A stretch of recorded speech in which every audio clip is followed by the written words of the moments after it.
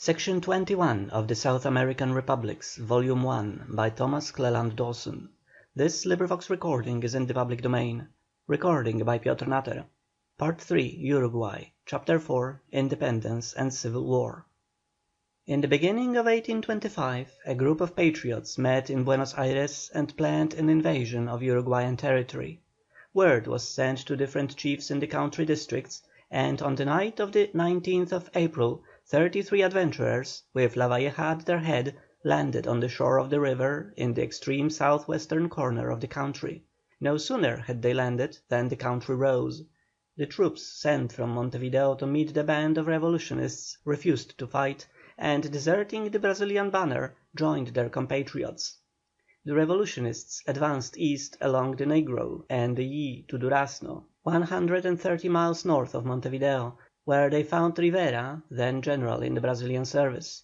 He promptly deserted and was at once associated with Lavalleja in the command.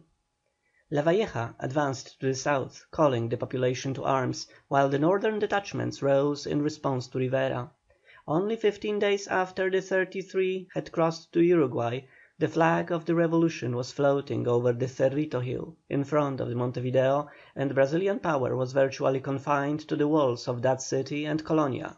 The military chiefs formally declared Uruguay separated from Brazil, and proclaimed its reincorporation with the Argentine.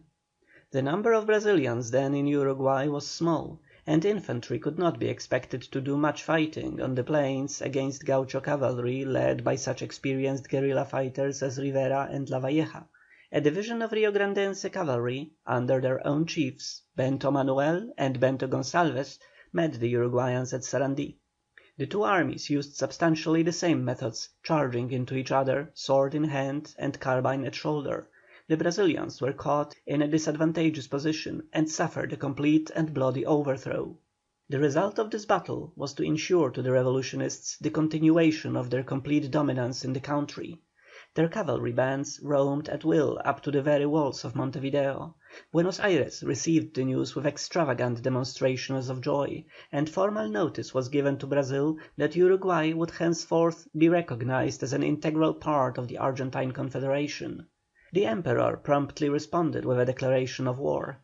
His fleet blockaded Buenos Aires, while he poured reinforcements into Montevideo and sent an army to invade northern Uruguay. Argentine troops likewise swarmed across the Uruguay River into the country, and the Brazilians could make little progress. On sea they were not more successful, and by the beginning of 1826 Admiral Brown was blockading Colonia and menacing the communications of Montevideo. In August 1826 the famous Argentine general, Carlos Alvear, took command of the Patriot forces. Jealousies and quarrels had meantime broken out between Lavalleja and Rivera. Alvear took the former's side, and Rivera's partisans revolted, but the arrival of more reinforcements for the Brazilians hushed up for the moment the intestine quarrels of the Spanish Americans. Alvear determined to carry the war into Brazil, and early in January 1827 succeeded in passing between the northern and southern Brazilian armies, and penetrated across the frontier to the north east. He had sacked Bagé, the principal town of that region, before the Brazilian general, the Marquis of Barbacena, was able to concentrate his forces and start in pursuit.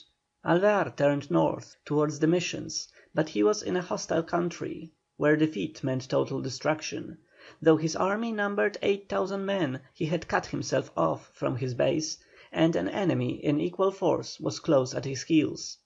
He resolved to turn and give battle, and on the 20th of February 1827 his army met that of Barbacena in the decisive battle of Ituzaingó, which ended in the defeat of the Brazilians. Although Barbacena was able to withdraw his army without material loss, and Alvear retired at once to Uruguayan soil, the Brazilians were never afterwards able to undertake a vigorous offensive. The result of that battle ensured that the north bank of the Plate should remain Spanish in blood, language, and government. A few days before Ituzaingó, Admiral Brown had won the great naval fight of Juncal at the mouth of the river Uruguay, and thenceforth the Brazilian blockade of Buenos Aires was entirely ineffective. If it had not been for the civil disturbances in Argentina that paralysed the Buenos Aires Government, the Brazilians might have been swept out of Montevideo at the point of the sword, and the Argentines might have undertaken the conquest of Rio Grande itself. Though considerable Argentine forces remained in Uruguay during 1827 and 1828, they put no vigour into their operations, and on their part the Brazilians were able to do little more than hold Montevideo. So hampered was Rivadavia, the President of Buenos Aires, by revolts, uprisings, and disorders throughout Argentina, that he thought himself obliged to agree to abandon Uruguay. Public opinion in Argentina would not accept the treaty which he made, he was deposed, and a leader of the opposite party installed in power. Rivera, operating on his own account, had undertaken a campaign against the western Rio Grande, but so bitter was factional feeling that his rival, Lavalleja, sent a force to pursue and fight him, while the new Buenos Aires Government was induced to sign a treaty of peace, largely because Rivera's success against the Brazilians might make him strong enough to be dangerous. Both Brazil and Argentina were tired of this tedious, expensive war, and both governments had preoccupations within their own territories. Through the intervention of the British minister the terms were agreed upon. Brazil and Argentina both gave up their claims to Uruguay, the region was erected into an independent republic, and Brazil and Argentina pledged themselves to guarantee its independence during 5 years.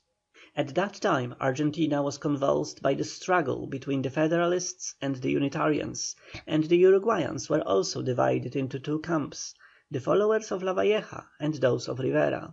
Neither in Argentina nor in Uruguay were these divisions parties in any proper sense of that term; they were military factions, whose ambitious leaders seem to have always been willing to sacrifice the interests of the country at large to secure a partisan advantage. The Argentine troops who returned home from the war against Brazil promptly plunged their country into the bloodiest civil war known in her history, and Uruguay did not delay in following the example.